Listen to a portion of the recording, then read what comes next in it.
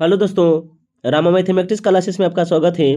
जैसे कि इसके पिछले वीडियो में हम पढ़ चुके थे तुगलक वंश थ्योरी और वन लाइन बाई क्वेश्चन दोनों ही पढ़ लिए हैं। इसमें देखेंगे सैयद वंश और लोदी वंश। सैयद वंश और लोदी वंश से जितने भी प्रश्न बनते हैं हम ये सभी आपको करवाएंगे। बस आप इसे ध्यानपूर्वक कहानी के माध्यम से समझते रहिएगा। यह जो है वन लाइन बाई क्वेश्चन है। क्या तो वन लाइन बाई क्वेश्चन है। इसके पिछले वीडियो हम थ्योरी क्लास सैयद वंश के करवा चुके हैं। आप उसे जाकर आवश्यक देखें, बहुत ही डिटेल और बारीकी से करवाइए हैं। आइए बिना समय लेते हुए अपने टॉपिक पर आते हैं। अगर वीडियो अच्छा लगता है तो लाइक, सब्सक्राइब, कमेंट और साथ साथ अपने दोस्तों के साथ भी शेयर कीजिएगा। आइए देखते हैं। क्या तो सैयद वंश से संबंधित देखिएगा, एक मिनट देखिएगा। एक मिनट देखिए। क्या तो जिसमें से पहला है यह जो है दिल्ली सल्तनत से संबंधित। क्या तो दिल्ली सल्तनत से संबंधित है। दिल्ली सल्तनत पर कुल 5 वंशों ने शासन किए। तो कितने? तो 5 वंशों से ने शासन किए थे, जिसमें हम गुलाम वंश, क्या बोले हैं, गुलाम वंश, खिलजी वंश, तुगलक वंश और सैयद वंश पढ़ लिए हैं। थ्योरी और वन लाइन बाई क्वेश्चन दोनों ही आज देखते हैं इस वीडियो में। सैयद वंश और लोदी वंश से प्रश्न जो है वन लाइन बाई क्वेश्चन, आप इसे ध्यानपूर्वक सुनते रहिएगा। देखिएगा, जिसमें से पहला प्रश्न है सैयद वंश के संस्थापक कौन है? तो खिर्ज खां। कौन? तो खिर्ज खां है। सैयद वंश का स्थापना कब हुआ? तो 1414 में हुआ। 1414 में खिर्ज खां ने सुल्तान की उपाधि ना धारण करके कौन सी उपाधि धारण की? तो रैयत आला की उपाधि धारण की थी। खिरिज खां किसका सेनापति था? तो तैमूरलंग का सेनापति। किसका? तो तैमूरलंग का सेनापति था। पे ध्यान से याद रखिएगा। दूसरा है खिरिज खां का उत्तराधिकारी कौन था? मुबारक शाह। कौन था? मुबारक शाह था। मुबारक नगर की स्थापना किसने की? तो मुबारक शाह ने की थी। किसने? तो मुबारक शाह ने की थी।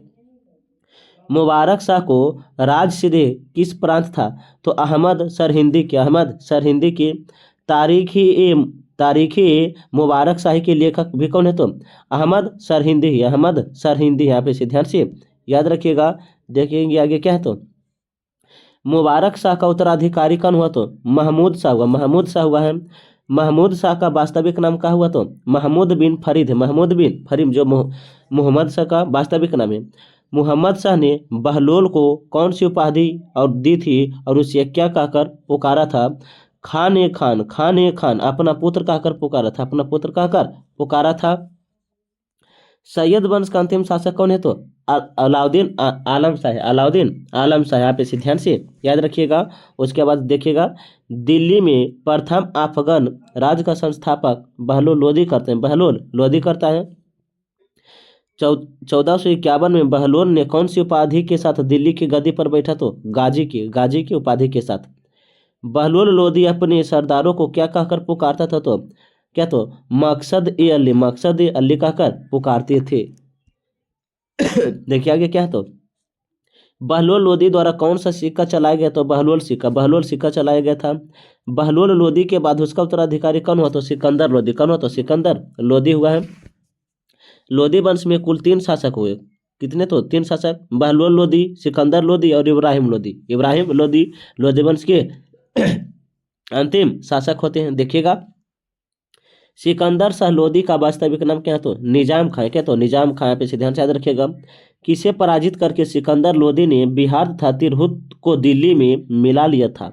तो जौनपुर के हुसैन सार्की को। आगरा नगर की स्थापना किसके द्वारा की गई? तो सिकंदर लोदी के द्वारा। सिकंदर लोदी ने आगरा शहर की नींव कब डाली? तो 1504 में डाली थी। भूमि मापने के लिए गज ए सिकंदरी पैमान किसने जारी किया? तो सिकंदर लोदी ने। किसने नगरकोट के ज्वालामुखी मंदिर की मूर्ति को तोड़कर उसके टुकड़ों को कश्मीरियों को मांस तौलने के लिए दे दिया? तो सिकंदर लोदी ने। यहाँ से बहुत ही प्रश्न पूछे जाते हैं। आप इसे ध्यान से सुनते रहिएगा और जो भी आपको महत्वपूर्ण पॉइंट लगे आप उसे अपने कॉपी पर नोट कर लीजिएगा। देखिएगा, किसने मुसलमानों को ताजिया निकालने एवं स्त्रियों को पीर एवं संतों की के मजार पर जाने का प्रतिबंध लगा दे तो सिकंदर लोदी ने। सिकंदर लोदी ने संस्कृत के आयुर्वेद ग्रंथ किस नाम से अनुवाद किया तो फरहंगे सिकंदरी, फरहंगे सिकंदरी। सिकंदर लोदी का उत्तराधिकारी कौन हो तो इब्राहिम लोदी, इब्राहिम लोदी, जो 1517 से 1526 तक रहता है। किसने बाबर को भारत पर आक्रमण करने का निमंत्रण दिया तो पंजाब का शासक दौलत खां लोध, और क्या तो लो खुद देखिए क्या बोले, किसने बाबर को भारत पर आक्रमण करके निमंत्रण दिया तो पंजाब के शासक दौलत खां लोधी, इब्राहिम लोधी के चाचा आलम खां एवं मेवाड़ के शासक राणा सांगा ने, राणा सांगा ने दिया था। आप इसे ध्यान से याद रखिएगा। आगे क्या तो देखिएगा, पानीपत की पहली लड़ाई कब हुई तो 21 अप्रैल 1526 को, 21 अप्रैल 1526 को। थोड़ा सा हमारा मन खराब है, जिससे बात लड़खड़ा सकते हैं, इससे कोई भी दिक्कत नहीं है, फिर भी हम आपको वीडियो प्रोवाइड करवा रहे हैं, आप इसे ध्यान से देखिएगा। दूसरा देखिएगा, पानीपत की लड़ाई किसके बीच हुआ तो इब्राहिम लोदी और बाबर के बीच, कब तो 1498 में। पानीपत की लड़ाई किसके बीच, इब्राहिम लोदी और बाबर के बीच, कब तो 1498 में। लेकिन ये गलत है, 1526 में था, 1526 में। आप ध्यान से याद रखिएगा, ये गलत है, 1526 कर लीजिएगा। आगे है इब्राहिम लोदी, क्या बोले हैं देखिएगा, इब्राहिम लोदी को परास्त करने वाला राजपूत शासक कौन है तो राणा सांगा है, कौन तो राणा सांगा है। आगे है दिल्ली के सुल्तान में से किसने तैमूर शासक मिर्जा शाहरुख के अधिराज में अपना स्वीकार किया तो खिरिज का, कौन तो खिरिज खाते। आगे देखिएगा, कौन गुलरुखी के उपनाम से कविता लिखी करते तो सिकंदर लोदी। लोदी वंश का अंतिम शासक कौन था तो बहलोद लोदी। किसमें पहली बार 2 गुंबदों का प्रयोग किया था, 2 गुंबदों का प्रयोग किया तो सिकंदर लोदी का मकबरा में। देखिएगा, संतलत निर्माण कार्य एवं निर्माण करते एवं स्थान, देखिएगा यहाँ से बहुत ही प्रश्न पूछे गए हैं, आप इसे ध्यान से देखिएगा क्या बोले हैं तो देखिएगा, सल्तनत कालीन निर्माण करते एवं स्थल है, जिसमें से निर्माण करता स्थल। देखिएगा, कुतुब उल इस्लाम मस्जिद कुतुबुद्दीन ऐबक ने बनवाया, कहाँ तो दिल्ली में। दूसरा है देखिएगा क्या है तो कुतुब मीनार की नींव कुतुबुद्दीन ऐबक एवं इल्तुतमिश, अर्थात कुतुबुद्दीन ऐबक ने कुतुब मीनार की नींव डाली और इल्तुतमिश ने उसे पूरा करवाया, कहाँ तो दिल्ली में है। 2.5 दिन का झोपड़ा कुतुबुद्दीन ऐबक अजमेर में है। इल्तुतमिश का मकबरा जो इल्तुतमिश ने स्वयं बनवाया, कहाँ तो दिल्ली में, कहाँ तो दिल्ली में है। सुल्तानगढ़ी का मकबरा जो इल्तुतमिश ने बनवाया, कहाँ तो दिल्ली में है।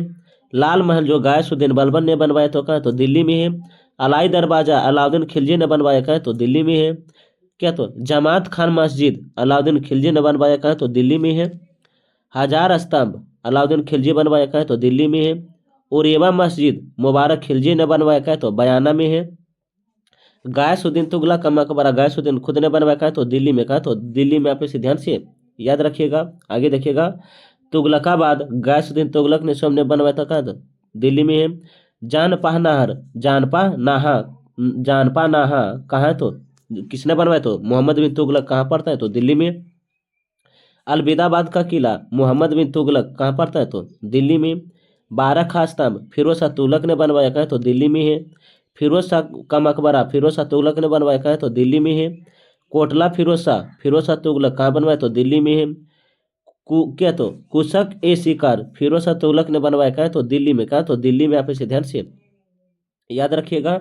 आगे देखिएगा, तेलंगानी का मकबरा जूना खा जहां ने बनवाया, कहाँ तो दिल्ली में। खिड़की मस्जिद जूना शाह जो जाने जहां के द्वारा बनवाया गया था, कहाँ तो दिल्ली में है। कला मस्जिद जूना खा जाने खा द्वारा बनवाया गया तो दिल्ली में। आप इसे ध्यान से याद रखिएगा। मुबारक सैयद का मकबरा अलाउद्दीन आलम शाह ने बनवाया, कहाँ तो दिल्ली में है। बहलोल लोदी का मकबरा सिकंदर लोदी ने बनवाया, कहाँ तो दिल्ली में है। सिकंदर लोदी का मकबरा इब्राहिम लोदी ने बनवाया, कहाँ तो दिल्ली में। मोठ मस्जिद क्या तो मियाँ बुबा ने बनवाया तो कहाँ तो मियाँ मुबा ने बनवाया, कहाँ पड़ता है तो दिल्ली में। आप इसे ध्यान से याद रखिएगा। जितना भी दिल्ली सल्तनत से संबंधित है निर्माणकर्ता एवं निर्माण स्थल, ये जो सभी संबंधित कहाँ है तो दिल्ली से। आप इसे ध्यान से याद रखिएगा। किसने राज प्रथा को अफगान शैली पर स्थापित किया तो बहलोल लोदी ने। दिल्ली के बख्त खा पर बैठने वाला प्रथम भारतीय मुस्लिम शासक कौन था? खुसरो खा। खुसरो खा थे। लोधी वंश का अंतिम शासक इब्राहिम लोधी। वह क्या सोमन सम्राट क्या तो अगस्टक की भांति सावधान था कि वह दूसरों की तरह शक्तिशाली शक्तिशाली ना लगे, वह दूसरों के रास्ते से अधिक ना लगे। यह संदर्भ किसका है तो बहलोल लोधी का है। किसका है तो बहलोल लोधी का है। आगे देखिएगा क्या है तो तैमूर के आक्रमण के बाद भारत में किस राजवंश का शासक हुआ तो सैयद वंश। सैयद वंश। लोधी वंश का संस्थापक कौन है तो लोधी वंश से। देखिएगा अमीरों का महत्व अपने चरमोत्कर्ष पर किस वंश के शासनकाल तो लोधी वंश। 11वीं सदी के भारत का दर्पण किसे कहा जाता है? किताब उल हिंद का।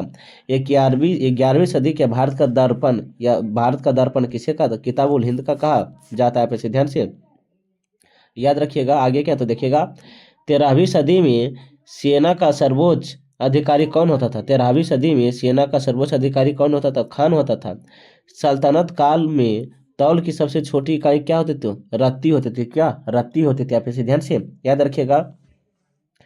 सैयद वंश और तुगलक वंश से जितने भी वन लाइन में क्वेश्चन बने हैं हम आपको करवा दिए हैं। आप इसे एक बार पुनः देख लीजिएगा ताकि सैयद वंश से जितने भी प्रश्न बने एवं लोधी वंश से वे सभी आपको एक ही वीडियो में याद हो जाए। अगर वीडियो अच्छा लगता है तो लाइक, सब्सक्राइब, कमेंट और साथ साथ अपने दोस्तों के साथ भी शेयर कीजिएगा। तब तक के लिए पढ़ने में मस्त रहिए, जबरदस्त रहिए। मिलते हैं एक नए वीडियो के साथ। जय हिंद, जय भारत।